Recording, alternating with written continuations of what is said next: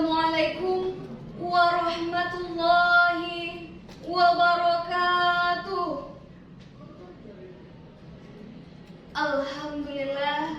Alhamdulillahirabbil alamin. Wassalatu wassalamu ala asrofil anbiya'i wal mursalin wa ala alihi wassahbihi ajma'in. Ashhadu an la ilaha illallah wa ashhadu anna Muhammadar Rasulullah sallallahu alaihi wasallam. La nabiyya ba'da, amma ba'd. Yang terhormat Dewan Hakim dan yang saya hormati saudara dan saudari sebangsa dan senegara. Pertama dan utama sekali, marilah kita mengucapkan puji dan syukur kita kehadiran Allah Subhanahu wa Ta'ala yang telah melimpahkan rahmat dan karunia-Nya kepada kita semua. Selawat beserta salam tidak lupa pula kita kirimkan kepada Habibullah, kekasih Allah, yakninya Nabi Muhammad sallallahu alaihi wasallam. Baiklah, pada kesempatan ini saya akan membawakan sebuah kisah yang berjudul tentang Ashabul Ukhdud. Kisah ini terjadi sekitar tahun 523 Masehi di Najran, kota Yaman yang pada saat itu dipimpin oleh kabilah Himyar, yang raja terakhirnya adalah Zur'ah Zunwas. Ukhdud terletak 5 km di kota Najran, arah selatan Arab Saudi.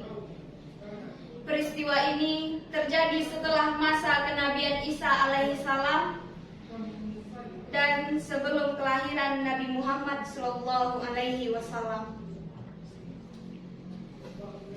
Baik, Imam Al-Qurtubi dalam tafsirnya menyebutkan satu hadis yang diriwayatkan oleh Imam Muslim berkenan dengan kisah Ashabul Ukhdud dari Suhaib radhiyallahu anhu. Ada seorang raja pada masa umat sebelum kalian, ia punya tukang sihir. Ketika tukang sihir itu sudah mulai tua, ia berkata kepada raja, "Aku sudah tua," ia berkata, "dan aku ingin engkau memberiku anak muda untuk aku ajari sihir." Maka raja itu pun mengirimkan satu anak muda agar diajari sihir. Di tengah jalan, anak muda ini menempuh menuju rumah sang penyihir. Di tengah jalan itu terdapat seorang rahib, seorang yang mempelajari ilmu agama dalam keheningan dan mencari bagaimana ketenangan untuk bersama ilahi. Lalu anak muda itu pun duduk mendengarkan ucapan sang rahib dan ia merasa tertarik. Akhirnya, tiap datang kepada tukang sihir, ia melewati rahib. Ia mampir dan belajar dari sang rahib. Sehingga jika datang ke tukang sihir, ia dipukul karena selalu singgah ke tempat sang rahib. Maka ia adukan hal itu kepada rahib. Rahib mengatakan, "Jika kamu takut kepada tukang sihir itu, katakan, keluargaku menahanku. Dan jika kamu takut pada keluargamu, katakan, tukang sihir itu menahanku." Pada suatu hari yang biasa ia lalui, di tengah jalan ada seekor binatang besar yang menghalangi manusia, menutupi jalan, dan ia bergumam dalam hati, "Hari ini aku tahu apakah tukang sihir yang lebih utama ataukah rahib. ia mengambil batu, kemudian berkata, "Ya Allah, jika urusan rahib yang lebih engkau cintai daripada tukang sihir, maka bunuhlah binatang besar ini, supaya manusia bisa melewati jalan itu." Kemudian ia melempar batu tersebut ke arah binatang tersebut, dan binatang tersebut mati. Manusia pun bisa melewati jalan tersebut. Kemudian ia mendatangi rahib dan menceritakan kisah tersebut. Rahib berkata kepadanya, "Wahai anakku, sekarang kamu lebih baik daripadaku. Urusanmu telah mencapai tingkatan seperti yang aku lihat. Dan kamu pasti akan mendapat cobaan. Jika kamu diuji, maka kamu jangan menunjuk tentangku ya. Jangan membawa-bawaku. Anak muda ini bisa mengobati orang buta sejak lahir dan penyakit kulit, serta mengobati manusia dari berbagai penyakit." Orang dekat raja yang buta mendengar tentang anak muda ini. Nah, maka ia mendatanginya membawa tumpukan harta. Lalu ia berkata, "Semua ini aku kumpulkan untukmu. Jika kamu menyembuhkan aku akan memberikan harta ini untukmu." Anak muda itu menjawab, "Sesungguhnya aku tidak mampu menyembuhkan siapapun, tetapi Allah yang menyembuhkan. Maka aku memintamu, jika kamu ingin sembuh, berimanlah kepada Allah." Dan ia pun beriman kepada Allah. "Maka jika kamu beriman kepada Allah, aku akan membantumu dengan mendoakanmu agar Allah menyembuhkanmu." Orang dekat raja itu pun beriman, dan Allah menyembuhkan kebutaannya. Ia datang menghadap raja. Duduk sebagaimana biasa, raja bertanya, "Siapa yang menyembuhkanmu?" Ia menjawab, "Rohku." Raja bertanya, "Apa kamu punya Tuhan selain aku?" Ia menjawab, "Rohku dan rohmu." Maka ia menghukum dan menyiksa orang itu hingga ia menunjukkan perihal anak muda tersebut. Anak muda itu pun dibawa menghadap raja. Lalu raja bertanya, "Apakah sihirmu sudah bisa menyembuhkan orang yang buta sejak lahir, penyakit kulit, dan lain-lain?" Ia menjawab, "Aku tidak bisa, kata anak muda tersebut. "Aku tidak bisa menyembuhkan siapapun. Yang menyembuhkan hanya Allah." Maka anak muda ini dihukum dan disiksa hingga menunjuk perihal tentang sang rahib tadi. Dan akhirnya rahib itu didatangkan dan diperintahkan, "Kembalilah atau keluarlah dari agamamu sekarang," kata sang raja. Rahib itu menolak dan diletakkan sebuah gergaji, diletakkan tepat di atas kepalanya. Kemudian dibelah hingga terbelah. Kemudian orang dekat raja didatangkan lagi, dan ia mengatakan, "Tinggalkan agamamu." Dia menolak.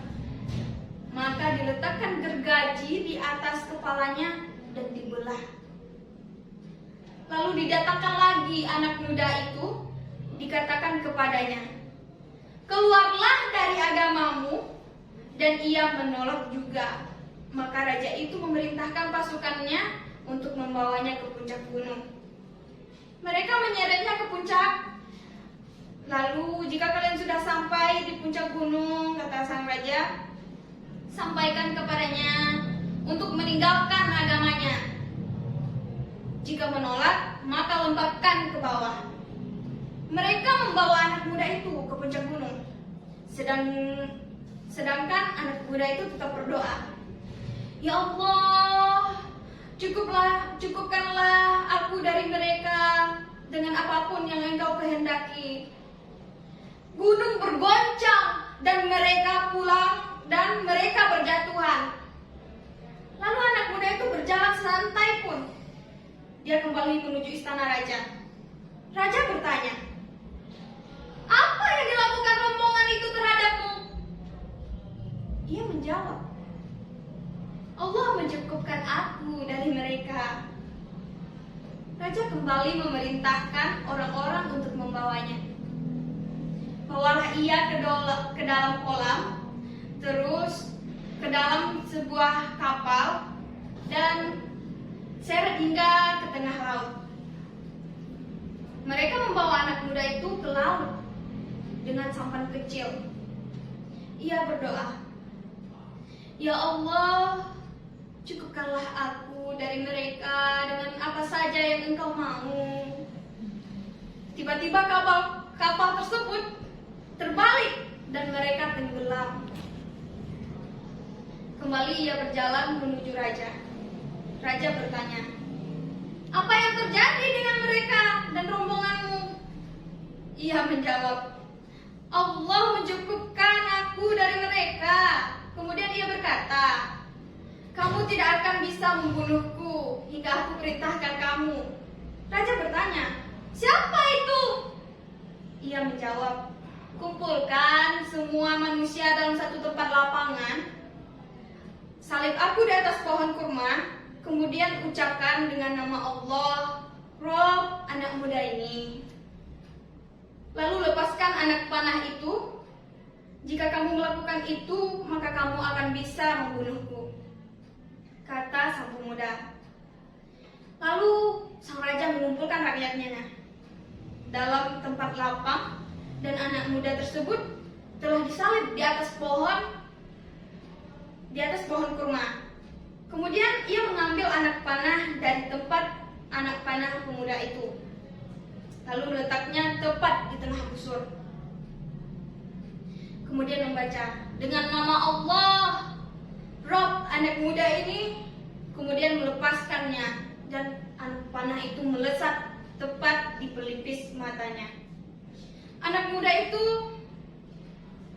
mati, dan orang-orang yang hadir berteriak, kami beriman kepada Rob anak muda ini. Kami beriman kepada Rob anak muda ini. Dan raja diberitahu, tahukah Anda bahwa apa yang Anda takutkan? Demi Allah, apa yang Anda khawatirkan telah terjadi. Manusia telah beriman kepada Allah, maka raja ini memerintahkan untuk menggali parit di mulut-mulut besi. Maka dibuatlah, kemudian dinyalakan api, lalu ia berkata, siapa yang tidak kembali dari agamanya, maka bakar mereka.